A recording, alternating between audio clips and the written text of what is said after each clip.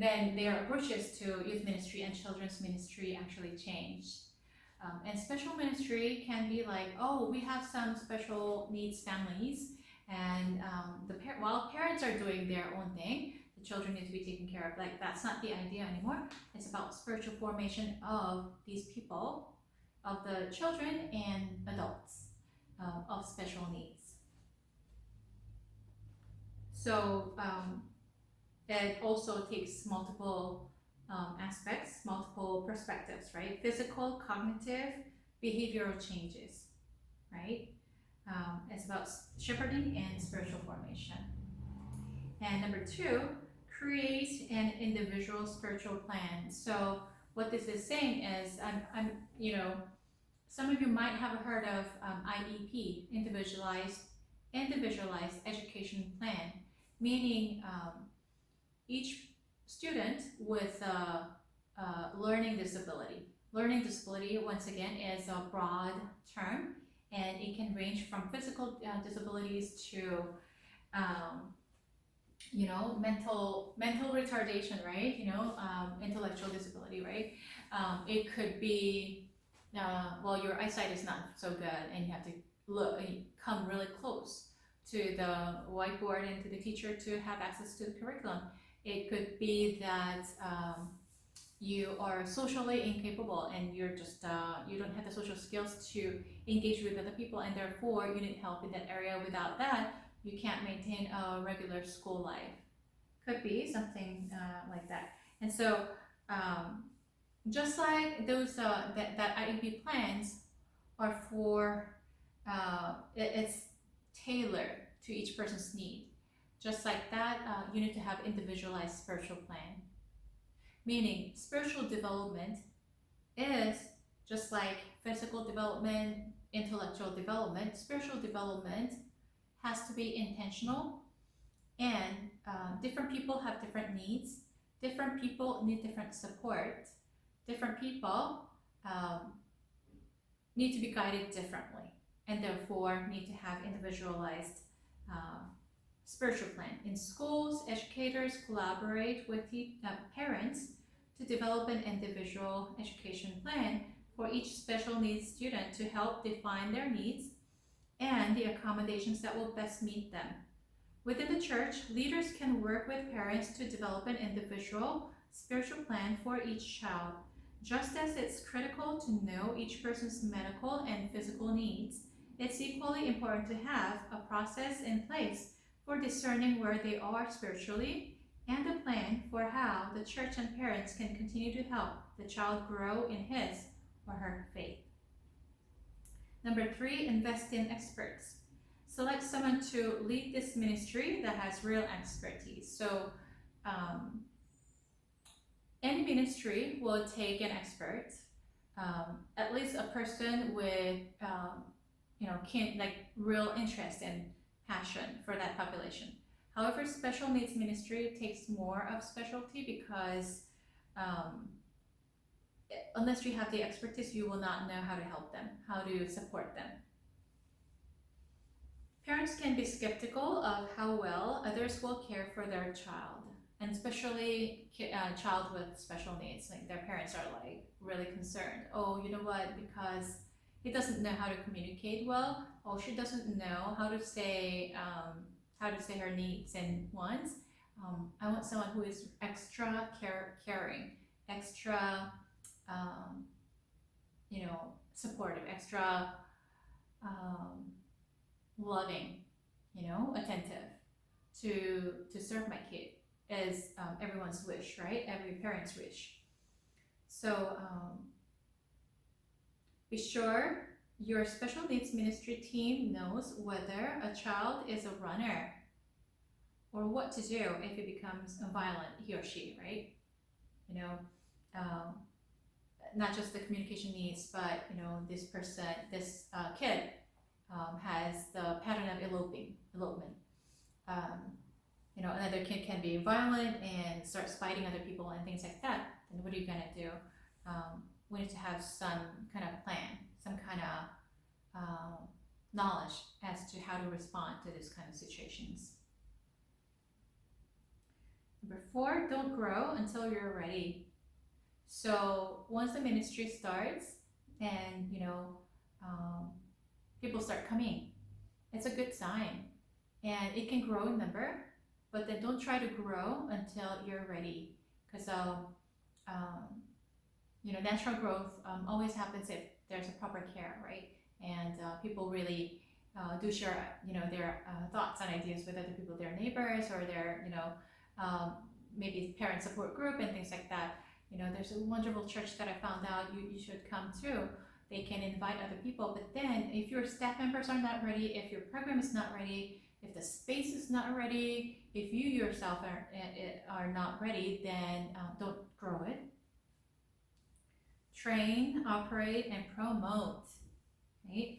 If you build a special ministry, they will come. People will come. This is a population that's underserved still. But make sure that you've got key leaders in place and enough volunteer support before you market it, or you'll scare families away. And you can find yourself in a very difficult situation where you don't have enough number of staff, which is critical in special ministry. If you have a regular class, then you can have like 24 kids. You can have 30 kids, for example, or adults. I mean, we're talking about special population in general, right? You can have like 30 people in your classroom still. You may be able to handle. However, special ministry is different. Special population, they have certain disabilities, and disabilities can be that they lack the discernment, like they do the things that are very dangerous and they're not aware, or they can harm other people or self, or they can be very disruptive in a classroom. And what are you going to do at that time if you don't have enough expert staff members? Even as volunteers can carry expertise and experience, right? Then you will not be able to go long term. And so make sure that you are properly staffed and equipped. Use your space wisely. Space matters. It shows you value the people you're serving and understand their needs. Be sure the space includes fidget and sensory items, because there are certain people who have sensory needs, and if they're not given the sensory toys or like certain kind of stimulation, then there will be not the stimulation but to an object they can play with, or squeeze, so that they can release whatever the feelings, uncomfortable feelings that they're feeling. If they're not given that, then not only it hinders their learning, but it can hinder other people's learning as well. And be intentional about how you design the space. Your space should be intentional, right? Number 6, enlist the help of other visionaries. Even if you have a special needs staff person whose job is to develop the ministry, it's a big load for one person to carry. One more time, it takes a whole village, more than a whole village, to raise a special child or to provide service for special adults. You can consider meeting with other masterpiece visionaries, parents of special needs kids who share the church's passion. It could be special person's spouse, siblings, for providing an excellent special needs ministry to brainstorm ministry ideas and strategize on how to execute new ideas with the volunteer core that they have. So this will be repeated over sessions, but oftentimes the family members are the experts, especially when it comes to the needs and issues that pertains to this family member with special needs. They have a better understanding than anybody else, because they deal with them 24/7. They have watched this person, live with this person, because of that, they can be the major contribution to the ministry. And so you can definitely rely on them and gain insight from them. Number 7, don't go it alone. One more time, it takes teamwork. Try to connect with other churches in your area to share ideas and lessons learned. So not just within your own church partner with other people, but partner with other churches, right? Or organizations. By tapping into the wisdom and soliciting input from others, churches are able to build up their ministries faster and better than if they go it alone. How to get your church leadership on board? Questions to ponder upon. How do the environments in which we do ministry create real barriers to engagement for kids with mental illnesses and their families? Yeah, these are some questions that you can actually gather and ponder upon. How does a church most effectively communicate their desire to welcome persons impacted by mental illness or trauma and their families? So right now, these questions are more focused on mental needs, but it can cover physical needs, it can cover relational needs, it can cover different areas of disabilities. What can each area of your ministry do to connect relationally with families impacted by mental illness, both inside and outside your church? How can your church better serve persons with mental illness? How can you help the people of your church to assume ownership of mental health ministry?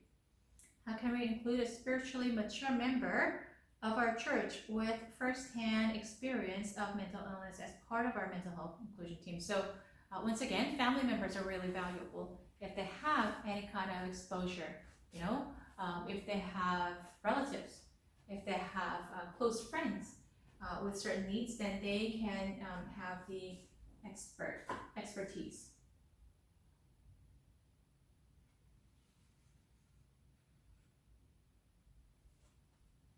So once again, we're talking about mental illness, but we are also talking about learning disabilities in general, and it can include physical disabilities, as we talked about.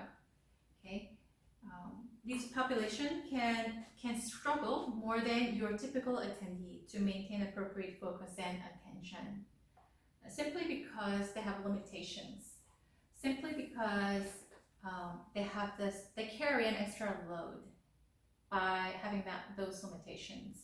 So it's harder for them to actually sit and pay attention. They may have more difficulty prioritizing the most important takeaways from teaching or instruction offered at church. That's part of the reason we need extra staff to remind them, to repeat them, right? They may have more difficulty processing and remembering sequences of directions, and that's part of the reason we have visuals like the schedules or visual materials, so that they can learn multiple ways, not just auditory but visual and in other ways, so that learning can take place a little more efficiently. They may process sensory differently than other attendees. Yeah, so like I talked about, an autistic child may, and I'm talking about a child, but we're talking about adults as well. When I say child, may be significantly lacking social skills. The autistic child may be very poor. Different people have different issues. They may be very poor with English and literature, but they can be super good with math and science and perhaps history. They can be super good with certain things, and they can actually be more advanced compared to other people without disabilities because they process information differently. Their capacity for self-control may be more easily compromised than same-age peers. Consider your church's teaching environments where large and small groups gather. Is there anything in that environment that distracts attendees from the teaching or content you're wanting them to grasp? Are there any hindrances? So look around. Windows. Okay. Put curtains or blinds to minimize distraction. Okay. Wall decorations and artwork. Is it going to keep them more alive? Depending on, so within the classroom, you want the attention to be on the person who's giving instruction, but when you go outside, you also want to provide an environment where people can enjoy and they can be soothed They can develop their senses by looking at certain artworks. Objects in the pew or sitting areas. Yeah, are they distracting, right? Seating comfort. So one of the churches has increased the number of aisle seats by 50% for special needs access, right? Room temperature, is it too hot, too cold, too moist? Is that too dry? What is it like? Ambient sound, so what is the noise level, right? Before making changes in your ministry environments, consider who might be adversely affected by the change. So whenever a change is made, like physical changes, mostly, for the church, then it affects some people. And think of the ways that it can negatively affect other people, and you want to be mindful of that. Sometimes, it takes sacrifice, we can't help it. For the greater good, we have to make some small sacrifices. But then, if it's going to affect a significant number of people, or just a small group of people, but significantly, then you might want to find ways to avoid that. Stained glass and artwork in the sanctuary might be essential for helping some people in your church to prepare their hearts and minds for worship and things like that. So this actually applies to even the people without disabilities, right? Certain kind of ambience, certain kind of atmosphere helps you really be in the mindset of worship, be in the mindset of learning if it's a Bible study. And how are you going to actually create that? What is the best way to actually do that? There was one time when I held a spiritual event, and it was on a school campus. It was for the students, just like myself, and so it's like for my friends and also the faculty members and staff members. And so there was a room. It looked like a very fine room, except that it looked like a library of some sort, rather than but our spiritual event actually looked like worship, praise and worship slash message slash small group ministries, like prophetic ministries. And so then how are you gonna actually do this in this kind of atmosphere? I mean, it can be done, but then people might step in and they feel, oh, this is a little bit weird. So then how are you gonna actually create an atmosphere that is conducive to this kind of spiritual event, right? So God gave me some ideas, and so we had actually helpers, and fortunately they came and with the materials, and we actually basically covered all the bookshelves and all the walls with certain decoration with fabrics that made it feel a little more like a room, like a worship room. And we put certain pictures or certain items, like a little metal cross. Everything was borrowed at that time, and some candles, and just the candles really made a difference. And we set up the tables in such a way, like we put away all the unnecessary tables and just took out some. We put the chairs in circle forms so that people can, it doesn't look like a conference room, like it doesn't look like a meeting room, it doesn't look like a study. So like just changing a few things around, it didn't take like a huge effort, but of course with the help of other people. And one person actually came in and she commented, she said, like, you completely changed that room around, like how did you do that? And I believe that kind of helped those people who were coming in, staff, or like whether we were ministering or whether we were receiving ministry. I think it helped people kind of focus spiritually. So physical atmosphere is very important.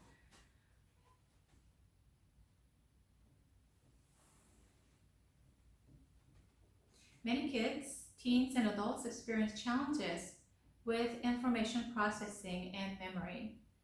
As many parents of kids and spouses of adults with ADHD will attest, getting them to remember more than one thing at a time is a challenge. Pastors and teachers might consider the following. How do we emphasize the single biggest point we want to communicate in any teaching or sermon? So as much as they can join the regular service, it'd be really helpful if they can have their own service where, all these aspects are addressed. How do our audiovisual materials support the message we want to communicate? Would a study guide be helpful for accompanying the message/teaching? Are the sermon notes, teaching, slides easily accessible following the event? Listening to the pastor or teacher while taking good notes is a challenge for many with mental health conditions. So because of their limitations, because they are not able to take notes or even type their notes, then that activity in itself helps you with memory, which they cannot do. Then they're limited even further by their own limitations. So they're not able to really retain a lot. Then how are you going to consider that and still make your main point known to them?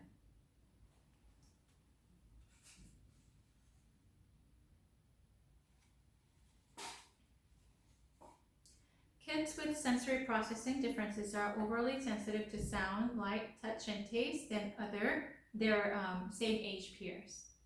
They often experience difficulty with growth and fine motor coordination. And that can be distracting, right? They may be very particular about the feel of clothes against their skin, may overreact when touched by others, and often experience loud noise or potent smells as noxious. They often experience more difficulties with sensory processing and more distress in unfamiliar environments. So familiarity is very important. So every once in a while you want to change up things, but then you want the most critical part to not be so dramatically changed, because they may have higher level of difficulty adjusting to the changes compared to population without disability. So entrances, can you designate a sensory friendly entrance? Yeah. Lighting, are there ministry areas in which fluorescent lighting can be replaced by incandescent or natural lighting? Like natural lighting meaning you can have a ceiling that has a glass, or other lights that are similar to the sunlight. Right? Sound is the decibel level at which your sound systems are programmed, distressing some visitors to some visitors. So you might want to consider, you want to know each person in your group. Are there public environments where members and visitors can converse with less ambient noise before and after worship services? A person with ADHD may have more difficulty conversing with a member of your welcome team in an environment where several other conversations are taking place. So then for some people, in order to help them even talk with each other, you need to provide a quieter place than usual.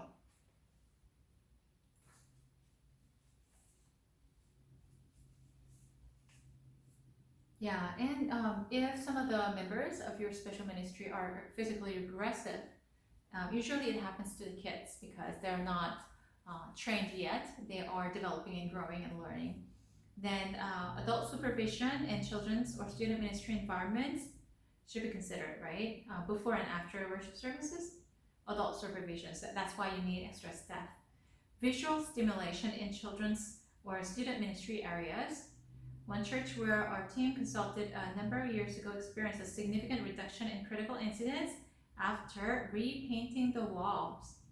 replacing vibrant primary colors with jewel tones.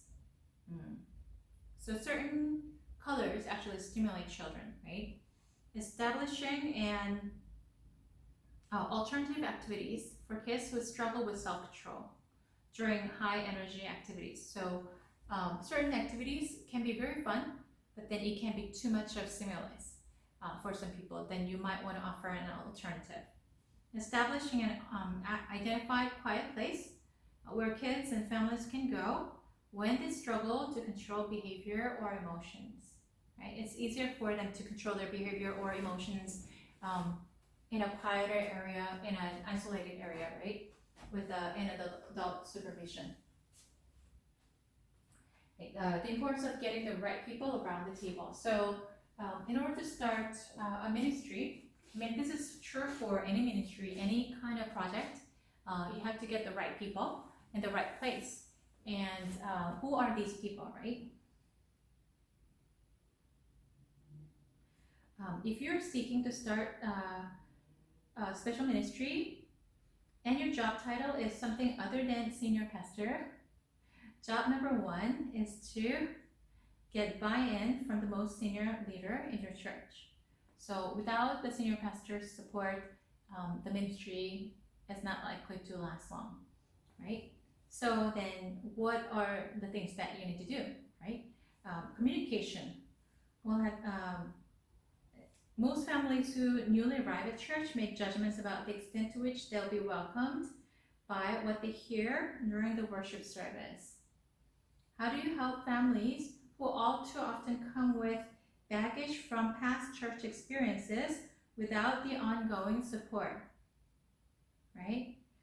Of the person with the microphone on Sunday morning. Yeah, so remember, families can come with, as plain slate, but oftentimes they come with other background, like they've been to other churches or other organizations and they had a very bad experience. So then, I mean, you're not there to entirely, like you're not the one who is to rescue them or just try to heal them, but be a channel. Allow God to minister to them through you, and whenever possible, then you want to actually be mindful of the fact that they actually bring in their own luggages. Calling. The senior pastor or leader is in a position to use their influence to engage others in the church staff and volunteers to commit their time and talent to important ministry projects, right? Depending on how they sound, how they encourage, how much they are invested, right? They can actually draw people. I know I'm far more likely to help with something around the church if my senior pastor asks me to get involved. Yeah, this is very significant, right? So then you need the senior pastors to call the right people to the table. So who are these right people, right? Mental health professionals, or who have served in support positions in the past, right? That's always needed. The staff, receptionists, billing clerks, and case managers. Yeah, these are all needed.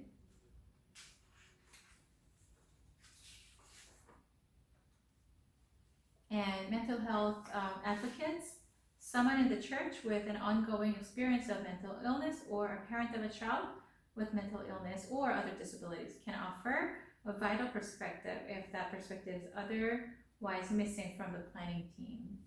So try to include in your team someone who has direct exposure or indirect exposure and who has a heart. An occupational therapist,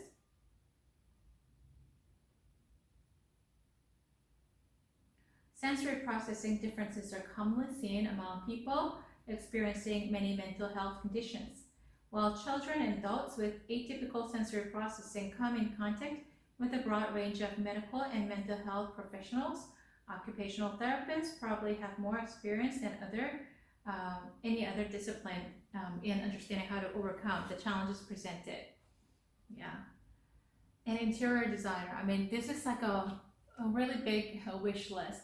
We may not have all these people, but try to get as many people as possible who have the knowledge and skills.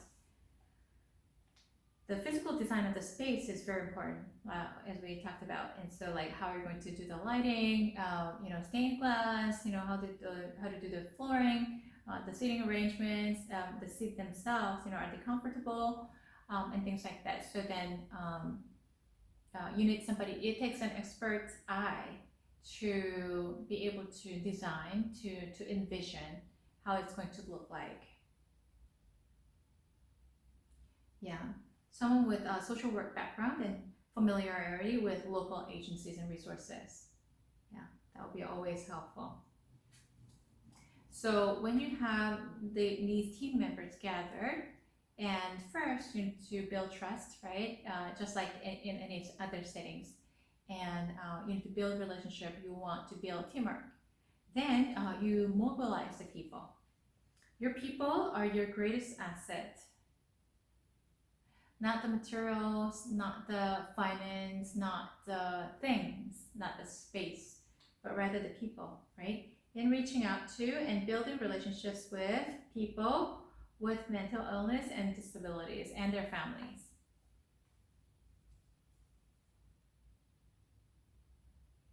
Given the statistics on the prevalence of mental illness and disabilities among kids and adults in the United States, it's a fair statement that most of your attendees and members will know at least one person impacted by mental illness or disabilities lacking a meaningful connection to a local church.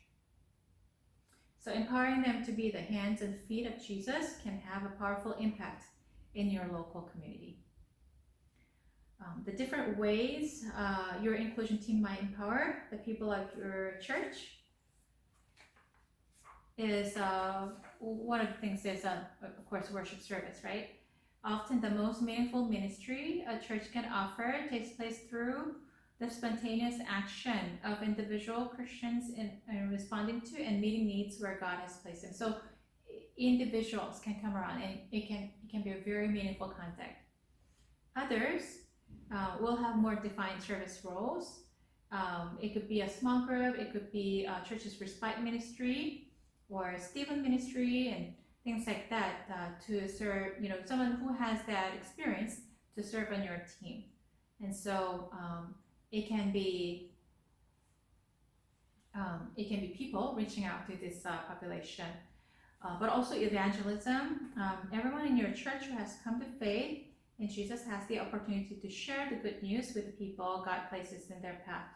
So then how might your inclusion team keep this opportunity at the forefront of their minds? So evangelism is not just sharing the words. I mean, that is a part that we're talking about, but then to get to that point, how do you reach out to the hearts of people is something that's very important. So 10 ways for churches to serve families impacted by mental illness. Intercessory prayer. Prayers are always helpful, right? How often have you heard your pastor or another pastor pray for people impacted by mental illness during a worship service? So worship services are very important because it's a presentation, it's a platform where, people get to experience how your church is like. Like that is the impression that people get, right? Regularly scheduled public prayer is a powerful strategy for affirming attendees struggling with disabilities, right? Casseroles. Every church has sometimes a ministry to provide food to families, right? So it could be birth of a baby or during illness or someone passing away and things like that. How would you like to do that for these people with disabilities, right? It's an ongoing thing. It's not a one-time thing, or a period. But sometimes just food ministry is helpful. Hospital visits, right? If anybody with disability or their family members get hospitalized or is diagnosed with something else, or received bad news or something like that, then you need to visit the church, and this is going to be very powerful. Counseling. Many adults and kids with anxiety disorders or depression could very much benefit from counseling, but are unable to afford it. So like, we have to be mindful of the fact that not everyone has all the financial resources. Some people with PTSD are not able to really afford to receive counseling because of their budget issues. Then how are you going to support them? A local church that makes available excellent counseling services for low or no cost helps to address a very pressing need. By the way, I believe in lay counseling ministry. Sometimes you may not have the expert counselor available at your church to be able to provide services for other people. You may have counselors, but then they are tied up with their own work or things like that, right? You can train your people so that there will be wider coverage. You know, the more people you have, the more number of people can cover, right? Community. Persons with disabilities and their family members frequently lack support. Many churches offer Stephen ministries or confidential caregivers to support hurting people. Some offer biblically based peer support groups, including Fresh Hope and Celebrate Recovery or Grace groups. So providing, the family members the support groups, community is very important. Compassion.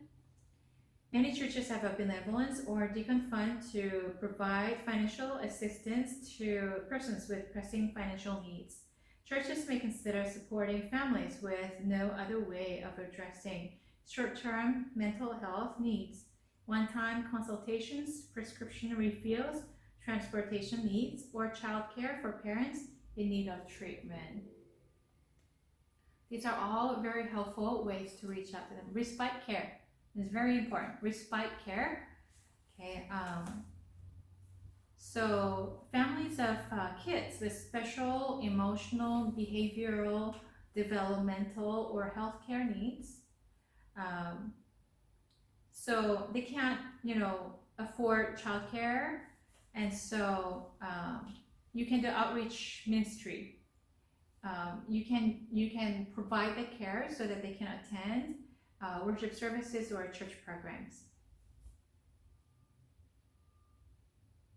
Mental health focused worship services.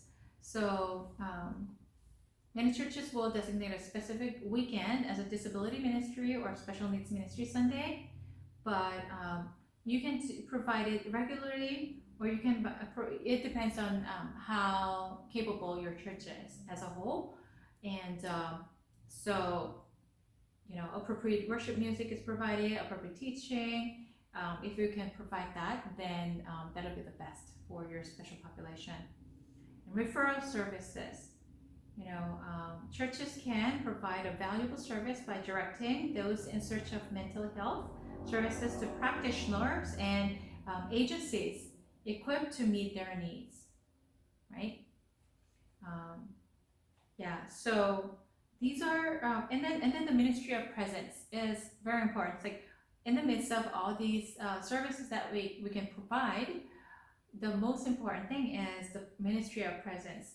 So Jesus showed up, among the sick and dying, and among the prostitutes and the outcasts, and there was no other side of the tracks. Jesus just befriended all these people, and he joined them for meals and visited their homes, mourned side by side with friends. He even paid attention to Zacchaeus, and he told him to come down, made him come down, and he invited children, right? Don't stop them from coming to me. And so Jesus was practicing the ministry of presence. He was just being there with them. Not only he healed people, he did great miraculous acts and teaching, but he was just being with them. So Jesus' ministry was of presence And presence can be our ministry too. So it's at the core of what we are supposed to be doing. Yeah, so Mr. Rogers, I mean, have you watched this? I think I've seen a movie. Was it a couple of years ago? A year and a half ago, maybe? I'm forgetting the title of the movie, but it featured actually Mr. Rogers and the kind-hearted, soft-spoken children's TV show host, right?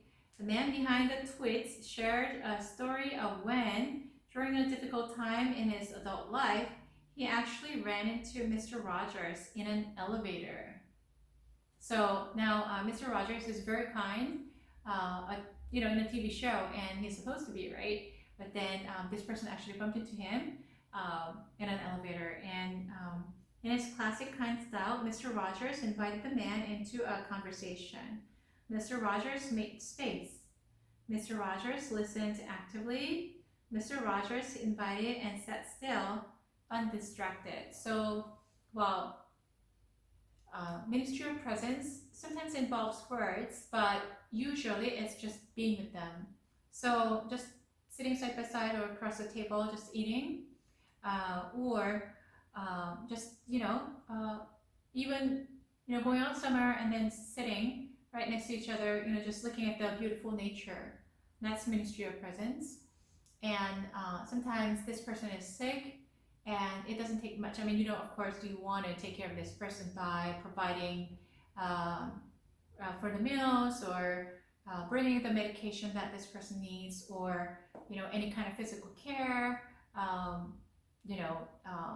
helping to do the house chores and everything. These are very helpful. However, sometimes they just need attention, right? They just need to understand that somebody wants to be with them, because it can be very isolating if you have certain conditions or disabilities. Because of that hinders you from relating to other people. It hinders you from participating in certain social activities. It keeps you, it makes you kind of shrink, I'm kind of different. And this difference is not that I stand out in a good way, but I stand out in a negative way. And I'm not sure how people are going to take me. And so that uncertainty is always there. So I remember this classmate. She was an awesome lady. I was 18 and she was in her 20s. She was a former Olympian. She was great with gymnastics, and people just, everyone was expecting, like, this Olympic game, she's gonna be the star, she's gonna be the top star, she's gonna win the gold medal, and she's going to bring honor to this country. I think at that time she was junior higher. Yeah, I think she was really little, and she was a gold medalist. And so she had other in the same team. She had other friends. What happened is she had an accident and she was disabled, and so right before the Olympics. And so the other friends actually received gold, silver, and bronze. Can you imagine how good she was? Like, her other friends, who people were not expecting to get the medals, got the gold, silver, and bronze. And she was disabled, and so when I met her, it was like long after she became disabled. And so she was on a wheelchair, and she was just very much, at that time, she had overcome a significant part of the hurdles, which is emotional. Like, oh, you know what? I probably look very different. I stand out in a wheelchair, and I don't want to go. But she overcame that, and she was accepted and honored by so many people. But like certain moments, I noticed that she was very self-conscious. And so it's not easy for people with disabilities to to participate in social activities, or I mean, you know, her mother always had to come and bring her out of the classroom, and so her time is limited to the class time. And so, you know, the break time is the only time that we could converse with her. We couldn't take her out to a lunch or anything like that because of her schedule, right? So then you might want to be mindful of the fact that they're not only just ability-wise limited, but time-wise, because they have to go by a certain schedule because they're dependent, right? Then how are you going to actually support them to engage socially and to allow the space of just being together with them? Like, how are you going to utilize that available time is a matter. And so this kind of ministry of presence of, you know, offered as a gift, it could be an inconvenience, could be an interruption, but at the same time it could be a major blessing. So having said that, when we see people in need within our church, we want to actually